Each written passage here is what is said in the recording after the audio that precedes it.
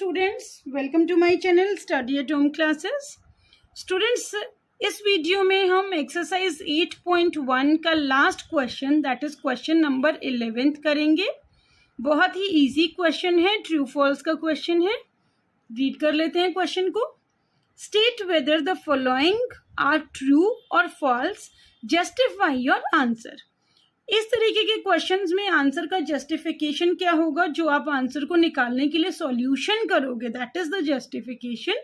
और फिर हमें पता भी चल जाएगा कि जो स्टेटमेंट है वो ट्रू है कि फॉल्स है।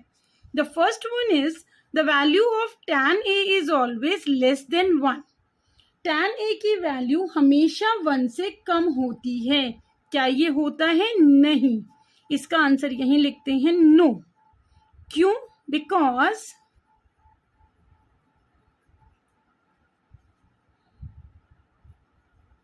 tan a b c कोई भी एंगल tan थीटा हमेशा क्या होता है? Perpendicular by base.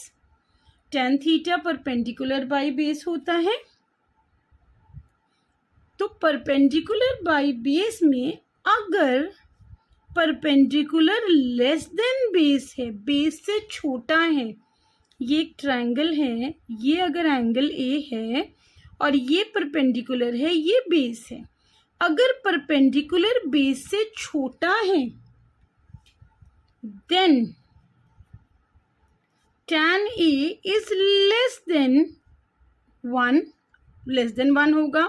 मान लीजिए परपेंडिकुलर 2 है और बेस 5 है, तो ये कितना हो जाएगा? परपेंडिकुलर बाय बेस यानी कि 2/5। जब आप डिवाइड करोगे 5 और 2 तो पॉइंट में आंसर आएगा 0.4 पे जाकर के 20 कटेगा, तो ये 1 से छोटा आंसर आएगा।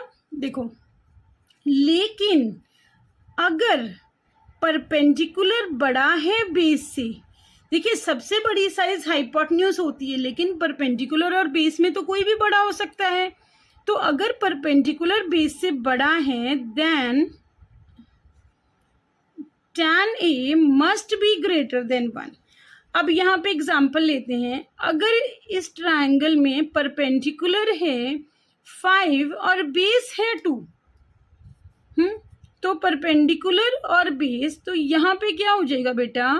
परपेंडिकुलर बाय बेस, तो 2 2s are 4, 2 5s are 10 आएगा। यही आएगा ना, यहाँ पे 0 उतारी एंड 10, तो 2.5 इट इज ग्रेटर देन 1। ये कब था? जब परपेंडिकुलर बेस से छोटा था। ये कब है? जब परपेंडिकुलर बेस से बड़ा है।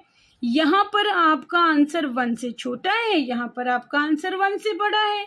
तो इट मीन्स हमेशा tan a की वैल्यू लेस देन 1 नहीं होती। ये परपेंडिकुलर और बेस पे डिपेंड करती है। ठीक है, नेक्स्ट पार्ट कर लेते हैं। sec a is equal to 12/5 for some value of angle a। क्या एंगल a के किसी वैल्यू के लिए, एंगल a की किसी वैल्यू के लिए sec a 12/5 हो सकता है? चेक कर लेते हैं। sec a 12/5, sec थीटा क्या होता है? p b p by h h b। sec a होता है h और by b, h by b।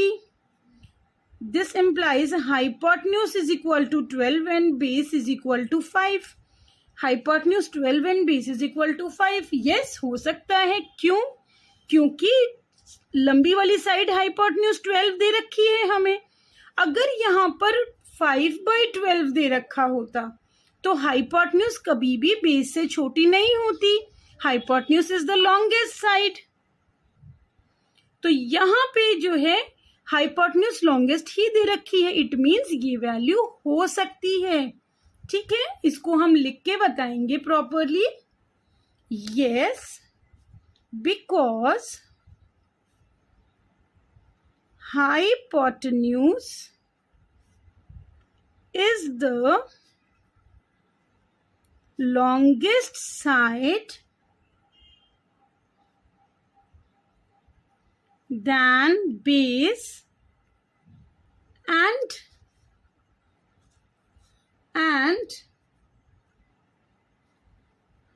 can be 12/5. And sec A can be 12/5 in some case. In some case ये हो सकता है. क्लियर हुआ? Next, cos A is the abbreviation used for cosecant of angle A. बेटा cosecant के लिए cosec use किया जाता है, कॉस यूज नहीं किया जाता है. कॉस यूज किया जाता है कोसाइन के लिए, और ये हमारी बुक में भी क्लियरली लिख के दिया हुआ है. सो जस्टिफिकेशन क्या देंगे? Abbreviation used for cosecant is cosec. Cosecant के लिए एब्रीविएशन कोसेक होती है. और आजकल तो नई एब्रीविएशन आ गई CSC. एंड कॉस किसकी एब्रीविएशन है? Cos is the abbreviation of cosine. It is the abbreviation of cosine. आजकल कोसेक के लिए CSC नई एब्रीविएशन आ गई है. ठीक है. So it is false. So it is false. ठीक है. नेक्स्ट करते हैं. cot A is the product of cot and A. No, it is not the product of cot and A. ये रेफरेंस होता है, ये रिप्रेजेंट करता है एक एंगल के कॉट को. तो it is false. And reason क्या लिखेंगे? A represent the reference angle of cot, or we can say that for finding cot, for finding the value of cot, it is not cot multiply A. Okay. The last one is sin theta is equal to 4/3 for some angle theta. Okay. Sin theta is equal to 4/3. Sin theta is perpendicular by hypotenuse. This implies perpendicular is equal to 4 and hypotenuse is equal to 3. Can it be possible? No, hypotenuse can never be smaller than perpendicular. So it is false because hypotenuse can never be smaller than perpendicular. This implies it is false. यही reasons देके हमें इन सभी questions को बताना था जो हमने बता दिया है. होपफुली सारे ही रीजंस और सारे ही सॉल्यूशंस क्लियर होंगे. ये इस एक्सरसाइज का लास्ट क्वेश्चन था. नेक्स्ट एक्सरसाइज के लिए ट्रिग्नोमेट्रिक रेशियो टेबल कैसे बनानी है वो हम ऑलरेडी कर चुके हैं. इसके बाद हम नेक्स्ट एक्सरसाइज करेंगे, एक्सरसाइज 8.2. उसके साथ मिलते हैं. तब तक के लिए बाय बाय.